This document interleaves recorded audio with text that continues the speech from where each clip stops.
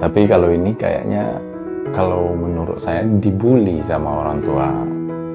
Hari sebelumnya dia ke rumah sakit, ibunya masih hidup, dan itu udah hari terakhir, momen terakhir dia membayangi wajah ibunya.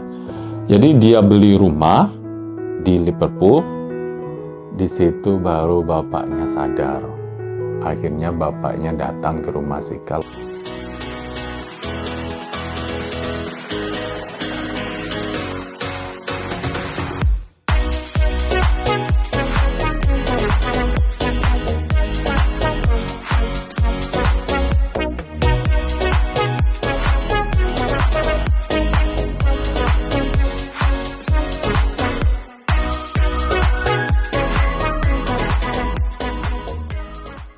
Assalamualaikum warahmatullahi wabarakatuh. Kembali lagi bersama Satria Ponde. Saya excited banget karena saya kali ini pertama kali saya pakai kamera baru yang baru saya beli, yaitu Sony, khusus buat ngevlog.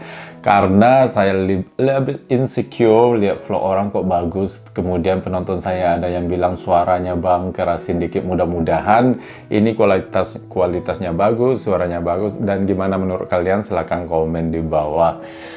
Wow, mudah-mudahan. Vlog kali ini saya akan membahas sebuah kisah nyata dari seorang sahabat saya, mungkin yang paling terdekat mungkin ya, sama si Kal dan juga Sylvia udah pasti.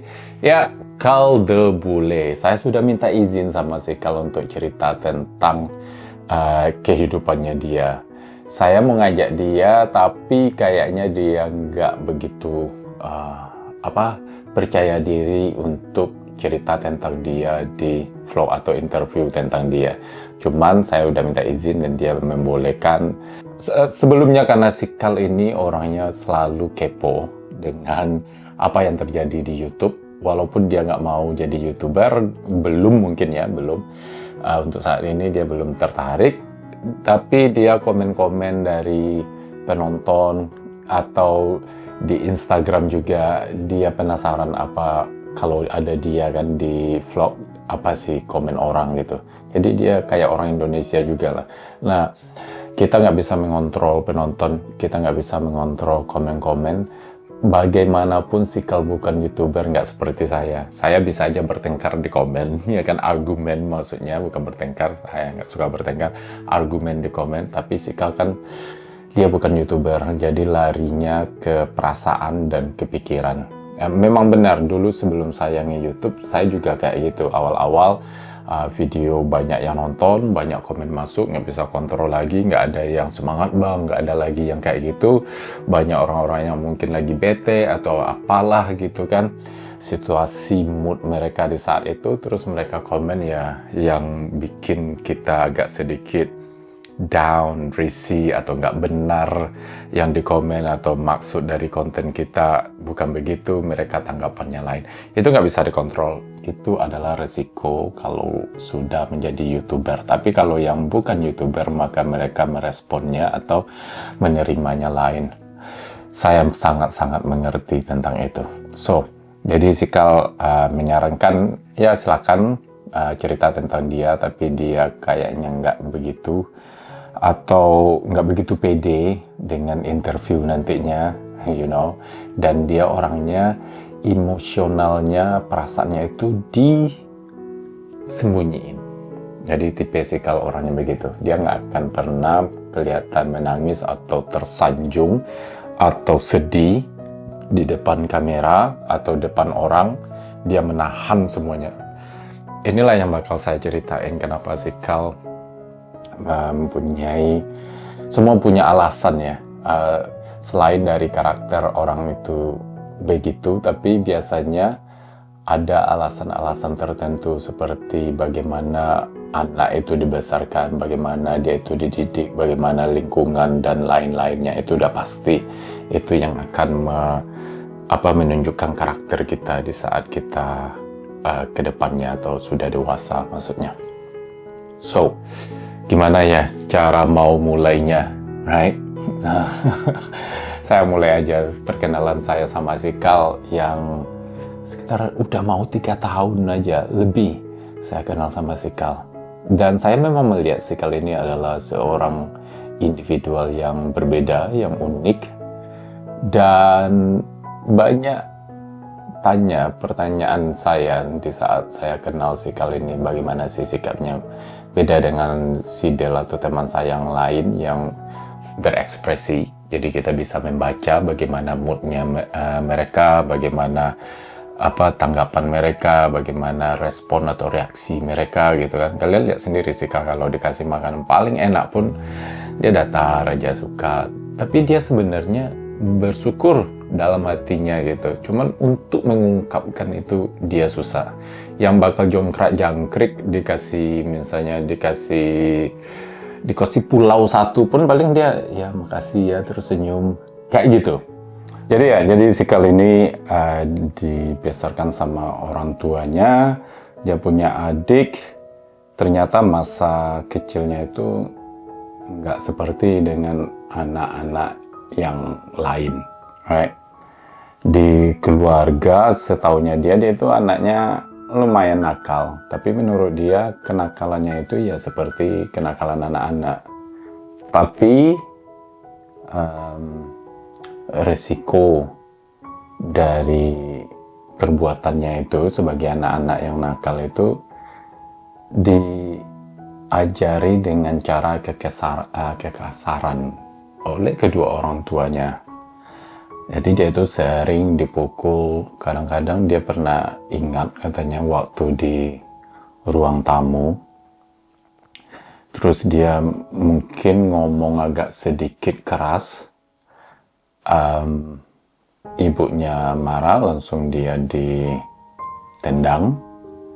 Kemudian dia lari ke bapaknya minta bantuan gitu, maksudnya itu minta pembelaan lah ya. Mereka lagi kumpul keluarga gitu, dan bapaknya malahan ambil ikat pinggang, terus disuruh tangannya itu giniin, dipaksa kayak gitu. Kemudian dipukul sama ibunya.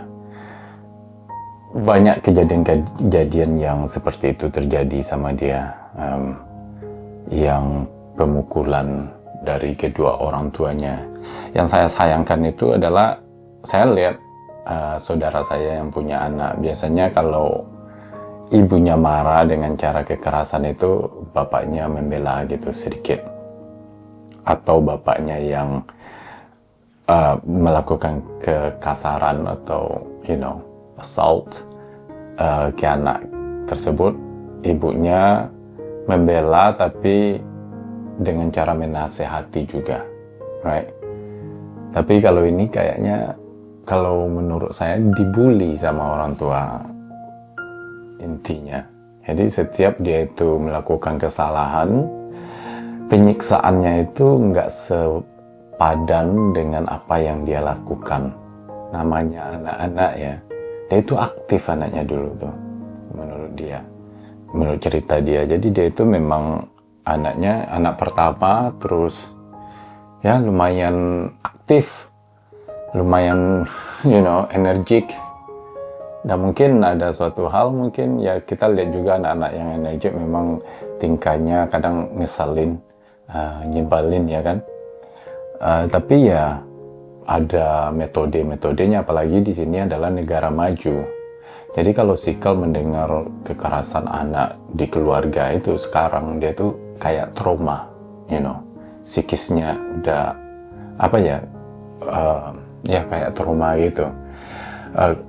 Ingat masa lalunya dia. Sebenarnya kalau kekerasan anak seperti itu, kalau tetangga ngelihat, tetangga berhak melapori ke pihak yang berwajib atau ada yang namanya organisasi di sini, saya lupa namanya, kayak social service namanya.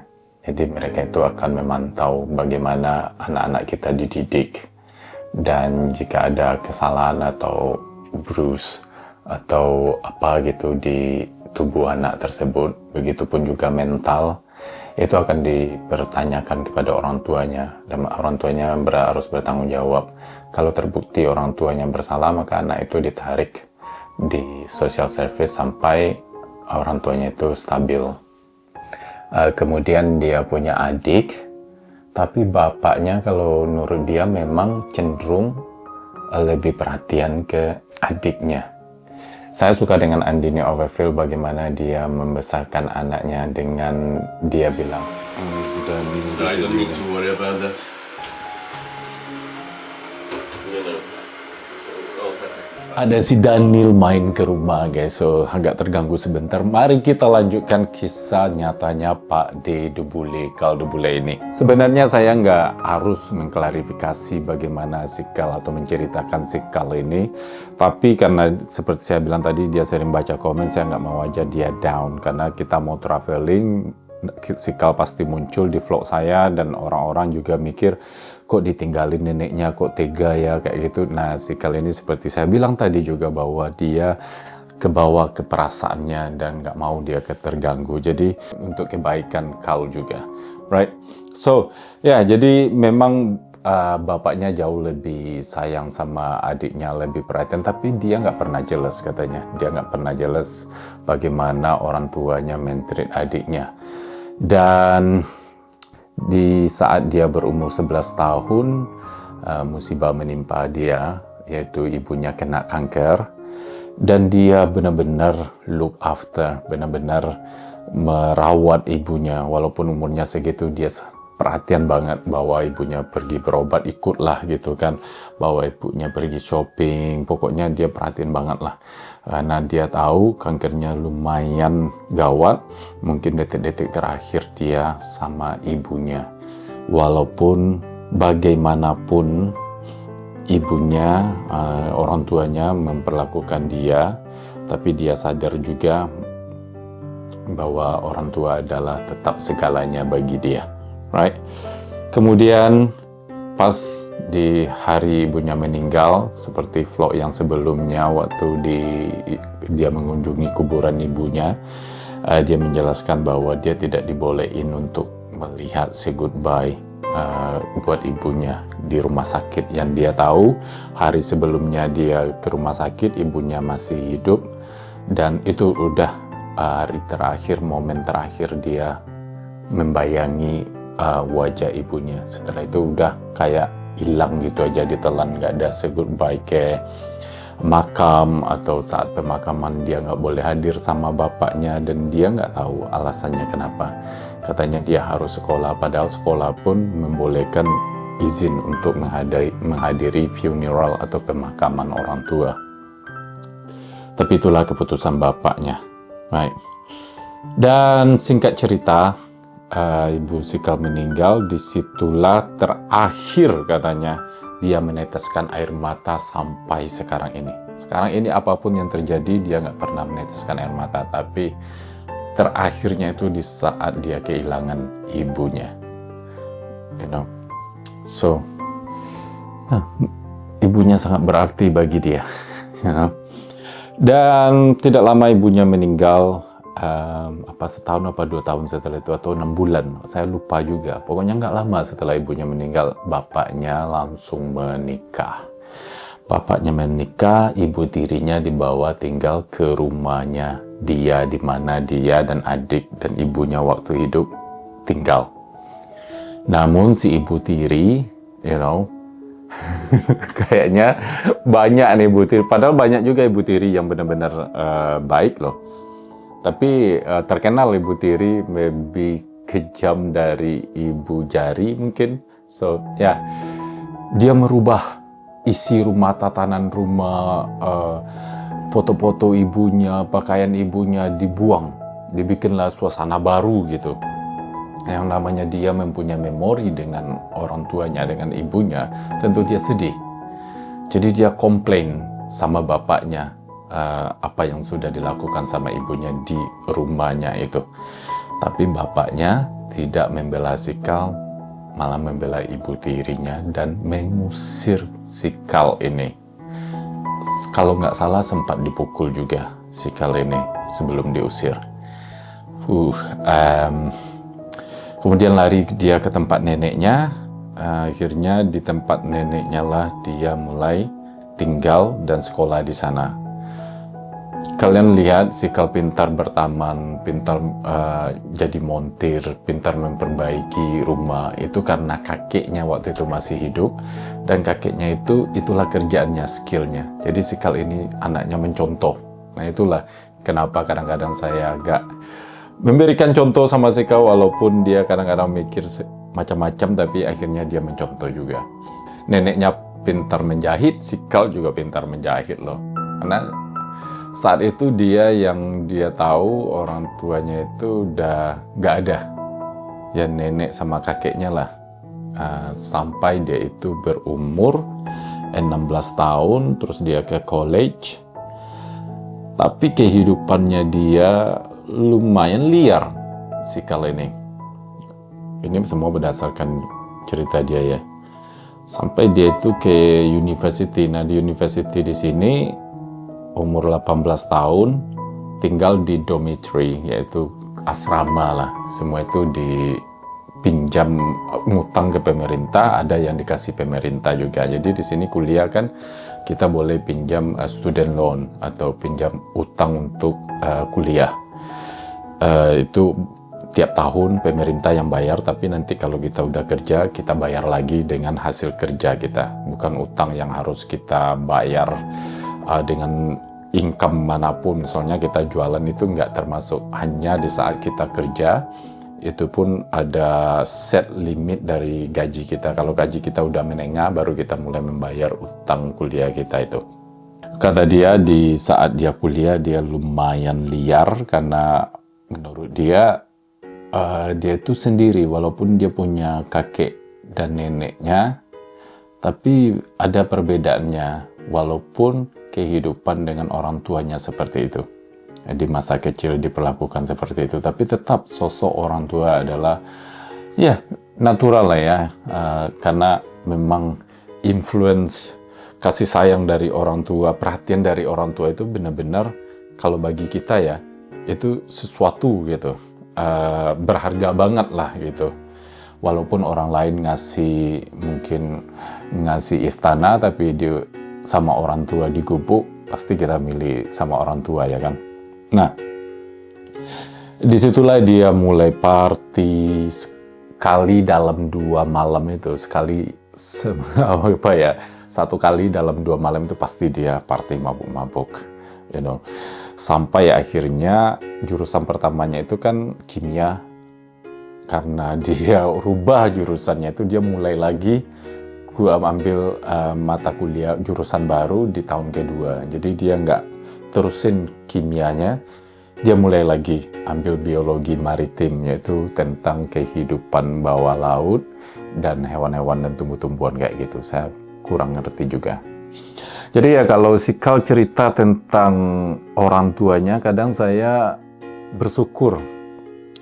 Sekali pernah saya komen, tapi saya nggak mau lagi komen kayak gitu, karena saya walaupun pernah kehidupan kita mungkin jauh dari berkecukupan, tapi alhamdulillah orang tua saya nggak pernah jewer saya pun, nggak pernah waktu kecil.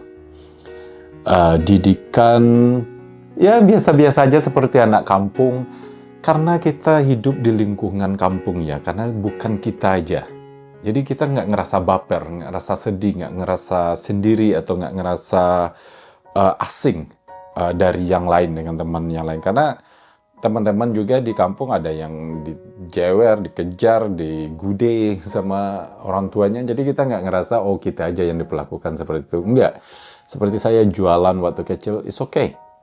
Karena banyak juga teman-teman saya yang jualan, you know, jadi nggak begitu asing sendiri. Tapi kalau di sini di negara maju, kalau anak-anak yang lain nggak ada dijewer sama orang tuanya, dikasih, difasilitasi, disayangi berdasarkan aturan di sini juga, sementara di kita nggak dilakukan seperti itu, orang tua jadi ngerasa ini ya kan, kita membandingkan sama orang akhirnya kan. So ya. Jadi saya pernah komen, oh saya nggak pernah digitu sama orang tua saya, alhamdulillah kayak gitu. Dan dia kayaknya ngerasa sedih sih, kenapa terjadi sama dia gitu. So ya waktu dia kuliah, selama 3 tahun di biologi itu dia nggak dapat nilai prestasi banget. Kalau saya bukan mau show up, saya kan lulus di peringkat paling tinggi lah, first class namanya di sini. Terus ada second class, nah kali ini third class, yang ketiga. Karena apa? Sebenarnya dia itu pintar banget orangnya, tapi karena motivasi atau support dari keluarga itu nggak ada. Jadi dia tuh ngerasa buat apalah gitu kan. Ya kadang-kadang orang bisa termotivasi karena nggak ada support, gue harus nunjukin kayak gitu kan. Mungkin di saat dia kuliah momennya belum tepat bagi dia untuk menunjukkan siapa dia ke orang tuanya, tapi lihat aja nanti ceritanya. So ya, dia tamat, kemudian dia mulai kerja, dia nggak pernah ketemu sama bapaknya sama sekali. Setelah itu dia paling mengunjungi neneknya, right? Dia sempat kerja di Asda, di department store, dan akhirnya dia dapat kerja yang lumayan bagus, itu di bagian sustainability, kebersihan lingkungan atau pemeliharaan lingkungan kayak gitu. Itu belum di NHS loh, belum di organisasi pemerintah. Katanya dia lumayan dapat gaji yang tinggi dan dia mulai menyimpan uang. Sebelumnya itu, waktu kerja di department store dapat gaji, dia langsung hambur-hambur. Dia pergi mabuk-mabukkan ke Manchester, ke kota lain sama teman-temannya, sampai dia punya pacar katanya. Dia ada pacar, tapi pacarnya itu lesbian. Nah, ketahuannya pacarnya ngaku apa setahun apa 2 tahun sama dia tuh, pacarnya ngaku kalau dia suka cewek lain. Jadi ya nggak bisa dipaksa, kata si Kal. Udah lu terus aja lah jalur lu di sana, nggak apa-apa, kita berteman aja. Pernah dia dulu, gue ngakak sih sebenarnya. Ceritanya banyak, lebih detail, nggak mungkin di vlog, bakal panjang. Terus pas dapat kerjaan yang ini, lumayan gajinya, dia mulai menabung. Nah, disitulah bangkitnya si Kal yang kita kenal, yang lumayan smart karena dia keluar skill dalamnya itu yang terpendam, yang sebenarnya dia bisa tunjukkan di saat dia sekolah bisa berprestasi itu enggak.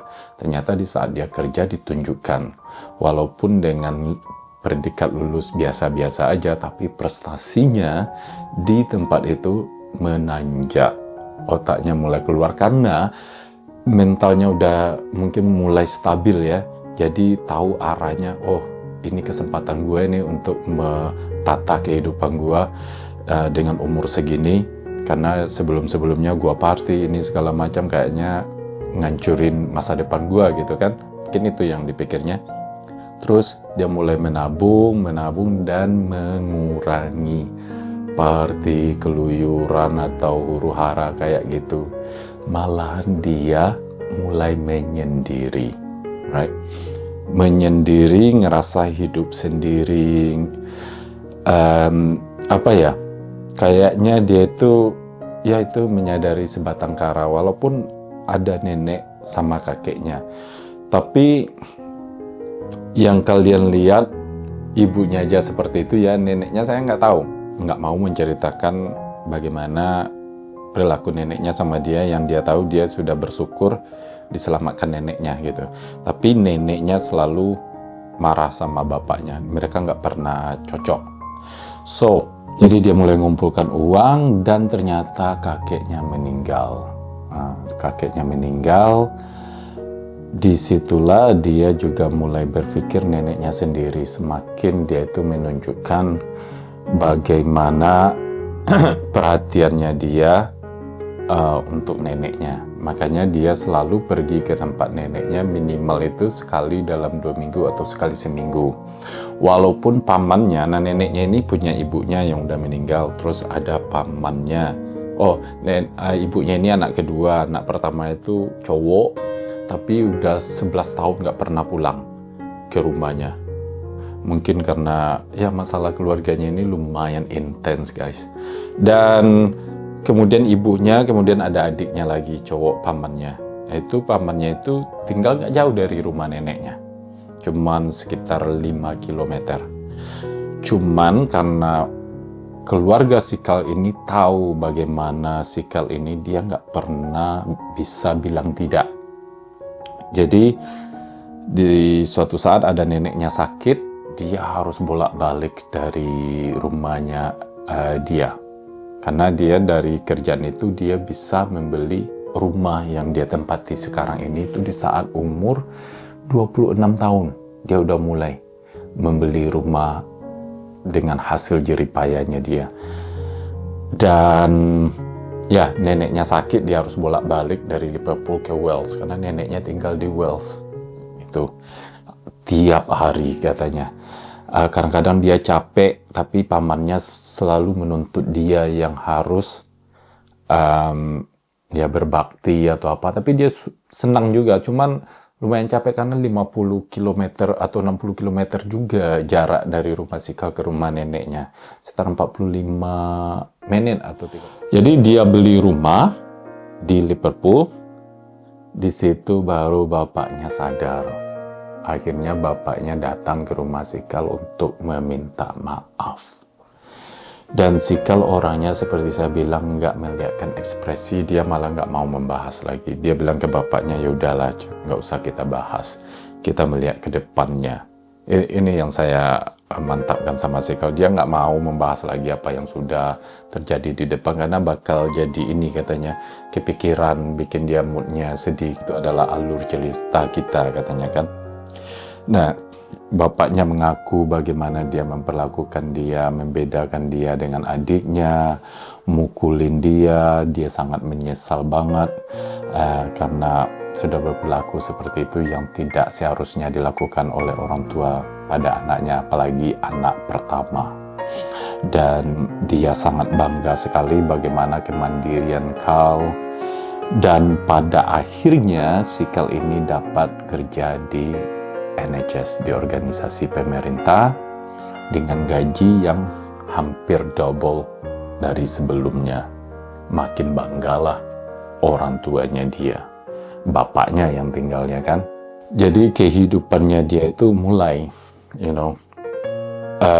mengarah, tapi dia masih tetap merasa sendiri.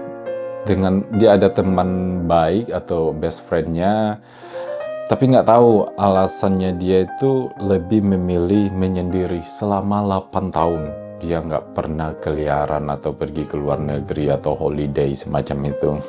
Dia lebih memilih memelihara anjingnya, pergi seperti yang akan saya ceritakan, pergi bawa anjingnya ke taman, ke pergunungan kayak gitu.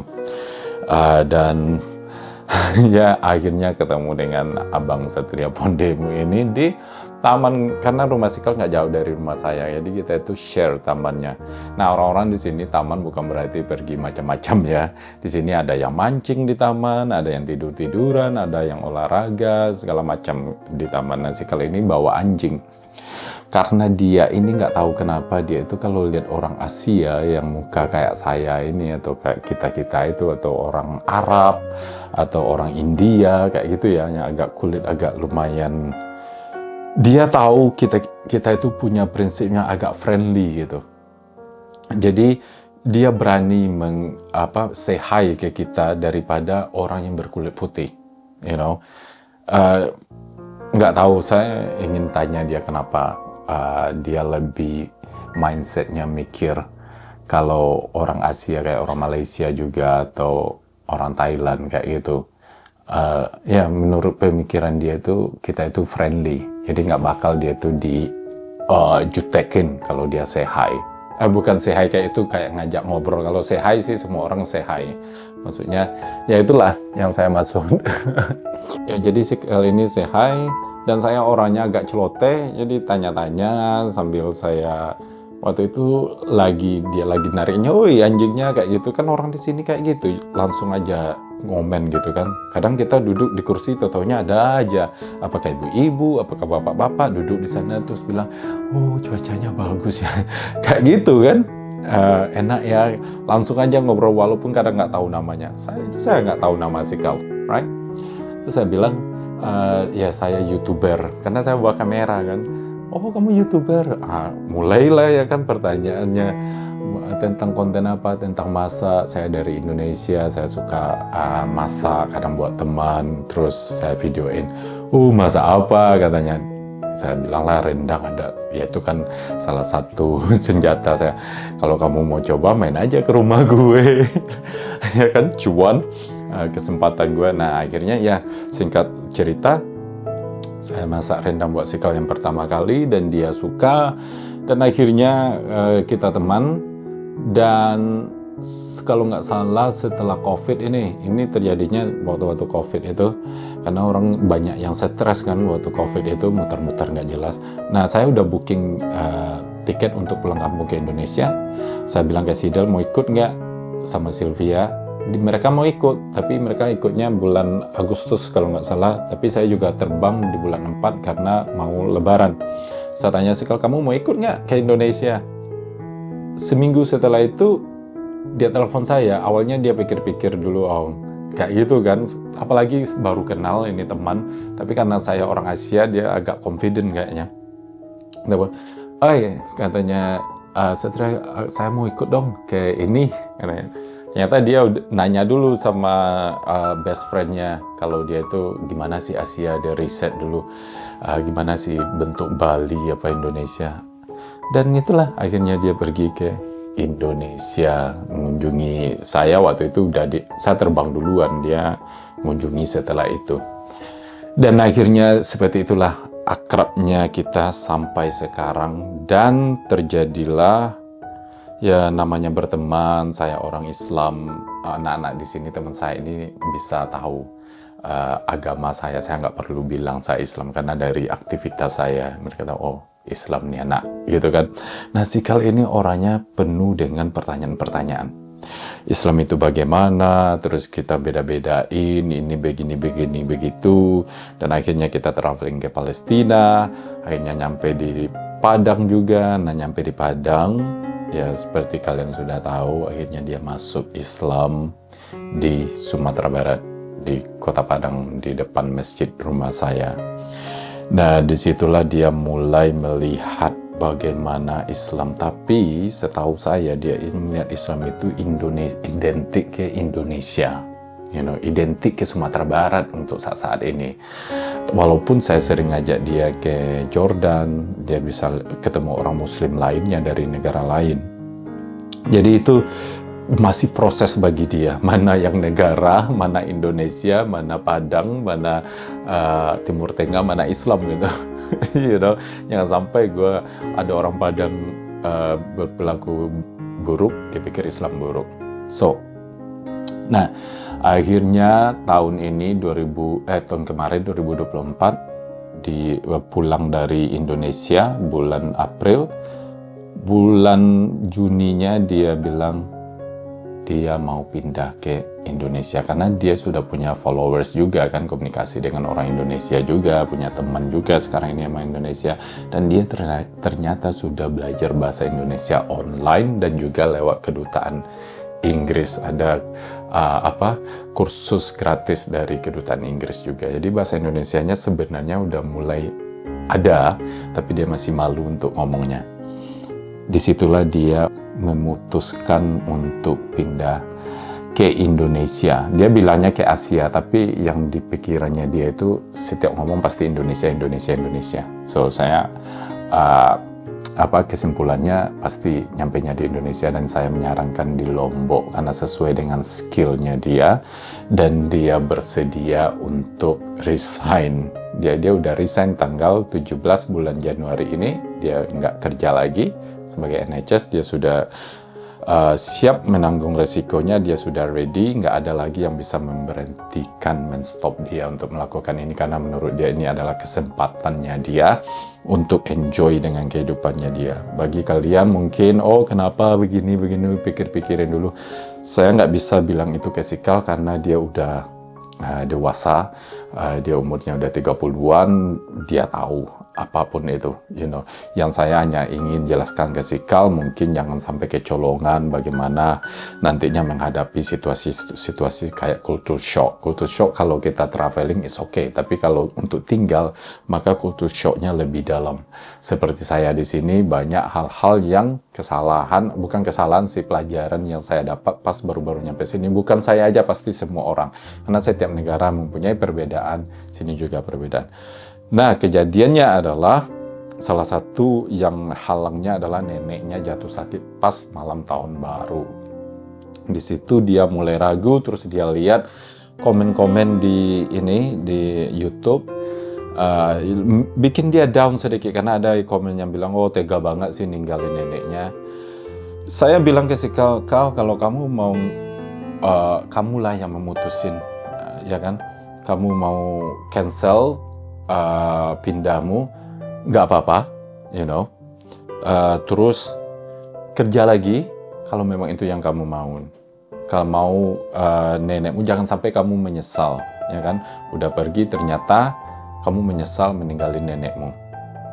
Dan ternyata neneknya punya paman juga, katanya cuma tinggal 5 km dari sana.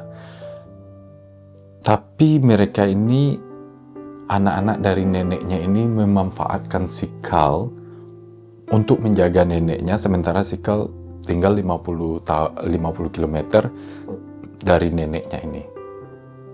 Itulah sekarang ini sebagai kendala sama si Carl, dia nggak tegas sama neneknya, sementara ada yang lain. Nah, pamannya ini punya anak juga yang bisa menjaga neneknya.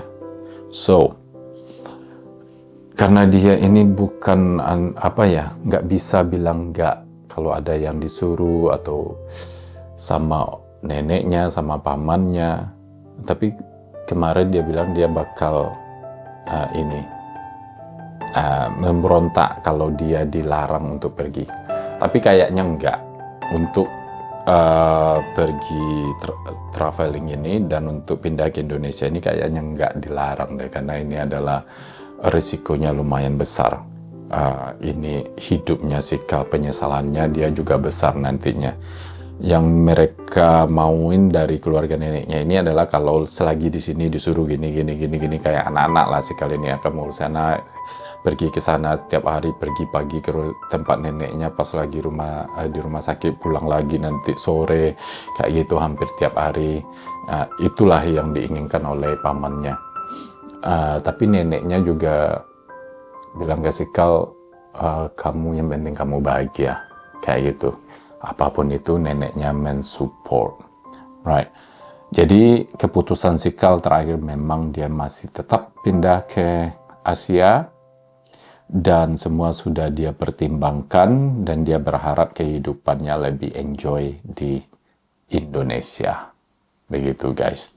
Jadi kalau masalah yang sudah di UK, neneknya dia masih punya paman, 2 orang paman, dan punya sepupu juga. So, mudah-mudahan Carl bahagia dengan pilihan kehidupan yang baru yang mau dia jalani. Saya mengharap itu. Dan masalah kerjaan di sini nggak ada. Siapapun mau direktur, mau kerja di parlemen, orang nggak peduli kerjaan di sini, guys. Orang yang peduli itu adalah mental health di sini. Hal yang bikin mereka itu enjoy. Itu terpenting di sini, karena walaupun balik lagi ke Inggris ini gampang nyari kerjaan, apalagi orang asli Inggris dengan pengalaman. Berarti si Carl udah manajer kelas kakap lagi di NHS, pulang nggak bakal susah cari kerjaan baru. Balik lagi ke tempat itu juga bisa. So, walaupun orang NHS nggak ngebolehin dia kehilangan, dia jangan tinggalin Carl, katanya dia. Gitu. Tapi tetap orang itu beralas katanya, tapi kami mensupport kamu untuk kebahagiaan kehidupan kamu, walaupun kami ngerasa sedih ditinggalkan. Kayak gitu orang di sini. Jadi mereka nggak yang, oh jangan begini-gini terus ditakut-takutin, nggak. Mereka support, tapi mereka juga memperlihatkan kalau mereka kehilangan, gitu. Nah, begitulah tentang Sikal, mudah-mudahan itu lebih detail, mudah-mudahan kalian ngerti bagaimana Sikal karakternya, kenapa kadang-kadang kalem, kadang-kadang mungkin sering diam atau apalah gitu, introvert kayak gitu, semua punya alasannya. Dan bagi saya Sikal adalah sahabat terbaik dan dia satu iman sama saya, saudara seiman saya, kemudian dia juga orangnya baik, apapun yang kamu inginkan, kalau dia bisa bantu, dia pasti bantu. Sama dengan si Daniel, sama dengan si Del, sama dengan Sylvia, tapi yang namanya manusia mempunyai karakter yang berbeda-beda. Bagi saya adalah orang baik itu adalah orang yang tidak pernah berniat jahat. Itu aja. Oke, orang baik bukan berarti orang ngasih saya pulau, ngasih saya kapal atau Ferrari segala macam. Tapi orang baik bagi saya adalah orang yang nggak pernah punya niat jahat sama saya. Itu udah baik. So, ini adalah episodenya Sikal, nanti episodenya saya. Oke, tentang saya. Oke, so terakhir di UK gitu. So, thank you so much for watching. Wassalamualaikum warahmatullahi wabarakatuh.